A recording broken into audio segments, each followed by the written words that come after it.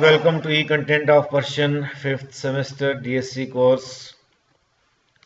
आज हम बात करेंगे मुग़ल और तैमूरी दौर के मशहूर शायर और सुखनगो शेख सादी शिराजी रहमतुल्लाह अलैह की हालात ज़िंदगी और उनके चंद अदबी गोशों पर। दुनिया की तारीख में ऐसे कम शायर हैं जिन्होंने अपने उम्दा कारनामों की वजह से शोहरत हासिल की हो और अपनी ज़िंदगी के अंदर अपने नाम के चर्चे सुन लिए हों। शेख सादी इन बुज़ुर्गों में से एक हैं।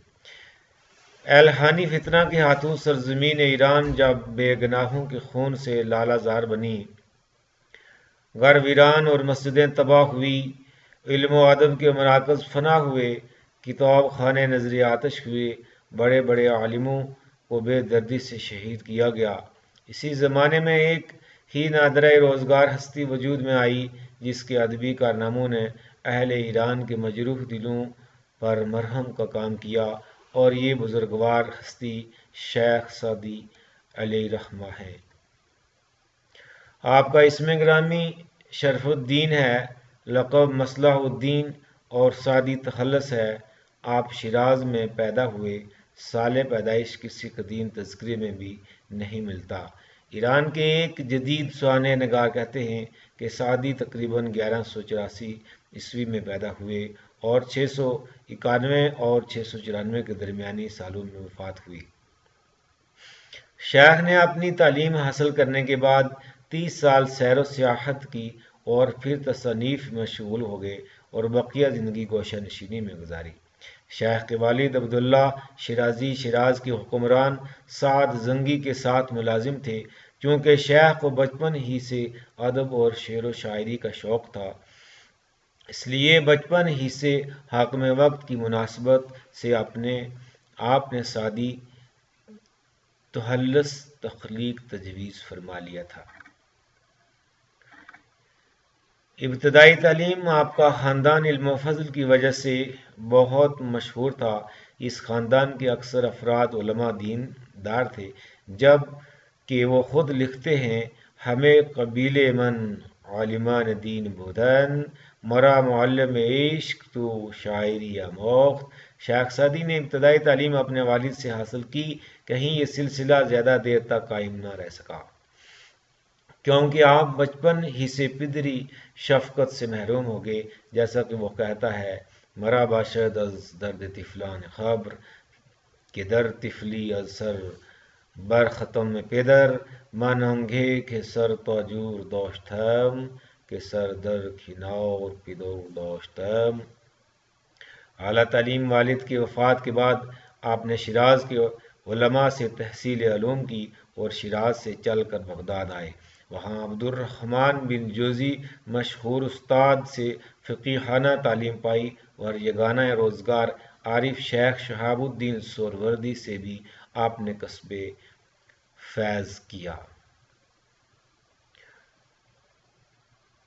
सैर व सियाहत। शेख सादी ने जब इस्लामी सल्तनत का बगदाद में ज़वाल देख लिया और हलाकू खान की बर्बरियत और जुल्म से बगदाद पर पुरसुकून फ़ज़ा को बर्बाद कर दिया, तो शेख ने सैर व सियाहत का इरादा किया। आप किसी एक जगह के क़याम पर मुतमईन न हो सकते थे। वो अतराफ़ आलम को देखने और की आरज़ू रखते थे। बगदाद से निकल कर शेख सादी ने सैर व सियाहत शुरू की और शाम, फ़लस्तीन, मक्का मुकर्रमा, एशिया कोचक, शुमाली अफ्रीका तक हो आए। कहा जाता है कि आपने सियाहत के तवील सफ़र में 14 हज किए। बुस्तान के बाद हिकायात से ये भी पता चलता है कि आपने तुर्कस्तान और हिंदुस्तान का भी सफ़र किया। एक अंग्रेज़ सुआने नगार लिखता है कि इब्ने बतूता के अलावा और कोई मशरकी सयाह ऐसा नहीं मिलता जो शेख सादी से सियाहत में आगे हो। वतन को वापसी। शेख सादी के वतन से तवील बाहर रहने की वजह से ये भी है कि शिराज और इनके गिरदोनवाह के इलाकों में अमन व अमान न था। ये ज़माना मुज़फ़्फ़रुद्दीन साद बिन जंगी की हुकूमत था। 1236 ईस्वी में साद फोत हुआ तो हुकूमत इसके बेटे मुज़फ़्फ़रुद्दीन अबू बकर बिन अबू साद बिन जंगी ने संभाली। इस हुक्मरान ने तातारियों से मसलहत करके फ़ारस को कत्ल वारत से बचाया। اور اہل فارس کو امن و امان نصیب ہوا۔ جب دور دور تک اس کے عدل و انصاف کی خبریں پہنچ گئی تو شیخ سعدی کو وطن واپسی آنے کا خیال آیا، اور وطن کی محبت آخر آپ کو شیراز لے آئی۔ جرأت مندی علی بن احمد، جنہوں نے شیخ کے کلیات جمع کیے ہیں، اس نے ایسے مواقع پر لکھا ہے کہ ہمارے زمانے میں علماء و مشائخ ایسی نصیحت ایک سبزی فروش اور ایک قصاب کو بھی نہیں کر سکتے تھے، اس لیے سلاطین وقت کو دو بدو اور تصنیف میں اس قسم کی نصیحت کرنا جرأت مندی اور حق پسندی کا عین ثبوت ہے۔ اس لیے شیخ نے گلستان میں لکھا ہے کہ بادشاہوں کو نصیحت وہی شخص کر سکتا ہے جسے نہ اپنے سر کا خوف ہو اور نہ ہی زر کی امید۔ شیخ نے اپنی باقی عمر شیراز کی ایک خانقاہ میں گوشہ نشینی اختیار کر کے گزاری، جو شیراز سے 1.5 میل کے فاصلے پر رکن آباد کے کنارے واقع ہے۔ آپ نے اس خانقاہ کو مرتے دم تک نہیں چھوڑا اور آخر 691 ہجری میں خانقاہی میں دفن ہوئے۔ آپ کا مزار سعدیہ کے نام سے مشہور ہے۔ آپ کی زیارت گاہ خاص و عام ہے۔ بعد از وفات تربت مادر در زمین مجوی، در سینه های مردم عارف مزار ماست۔ شیخ کی ادبی خدمات۔ شیخ کے نثری ادب میں گلستان سخن کو بڑی اہمیت حاصل ہے۔ اپنے 40 سالہ تجربے جو مسافت کے دوران حاصل کیے تھے، انہیں جب اس کتاب میں نقل فرمایا تو ان کی شہرت کا ایک الگلہ مچ گیا، یہاں تک کہ کئی شعراء نے اس کے جواب میں لکھنے کی کوشش کی، ضرور کی، لیکن اس کا مستند جواب نہ بن پایا۔ 8 ابواب پر مشتمل کتاب اپنے مقدموں اور خاتمے کے ساتھ اپنی شاہکار آپ ہے۔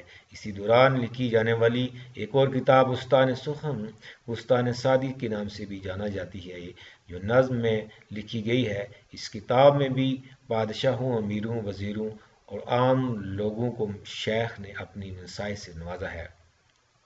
شیخ کے قصائد کی بات کریں تو قصائد میں انہوں نے مقدمین کی طرح کبھی تفصیل اوراق اور مضمون آفرینی سے کام نہیں لیا، بلکہ وہ الگ خصوصیت کے مالک ہیں۔ وہ نہایت شگفتہ اور دلپذیر انداز میں اپنے زمانے کے بادشاہوں اور امیروں کو عدل و نیکو کاری کی طرف متوجہ کرتے ہیں۔ شیخ اپنی دلیرانہ نصیحت میں پوری دنیا میں اپنے بعد کوئی ثانی نہیں رکھتے۔ شیخ کی غزل جو رودکی کے زمانے سے ترقی کرتے کرتے آ رہی تھی، شیخ نے اسے مکمل طریقے سے قصیدے کے اس درخت سے ٹہنی کاٹ کر الگ پودا لگایا اور اسے رونق بخشی۔ غزل میں سادگی جو ہر پڑھنے والے کا ذہن ان کی کلام کو آسانی سے سمجھ جاتا ہے، ان کی شہرت کا قائل ہو جاتا ہے۔ اس کے علاوہ شیخ نے دیگر اصناف سخن میں بھی طب آزمائی کی ہے اور عالمی شہرت حاصل کی ہے۔ Students are suggested to write Shirazi حالات زندگی اور ان کے ادبی خدمات پر روشنی ڈالیں اور شیخ کے کلام کی اہمیت پر بھی تبصرہ کریں۔ تھینکس۔